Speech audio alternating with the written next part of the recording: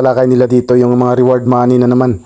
So gusto lang nila siguro nga talagang establish kung paano ito naisagawa ang ganitong kalakaran noong panahon na yun. Ating mga kababayan na mga drug pushers, kasama po ba ang mga pulis dito sa Pabuya? Sir. Wala pong pili yan, Your Honor. Kung ang pulis ay involved sa droga at siya ay nahuli, yung informant po ay makakatanggap ng corresponding reward na ino-offer ng Presidente. So nag-usap kayo ng ating Pangulo ukol dyan. Magkano po daw ang ibibigay sa bawat informant na magbibigay ng pangalan ng isang pusher? Meron kasi siyang ibang, kasi busy na ako masyado sa aking trabaho, Your Honor. Sabi niya, meron siyang assistant na magti-take charge diyan sa pagdi-distribute. Basta ang last na nasabi niya sa akin is 5 million yung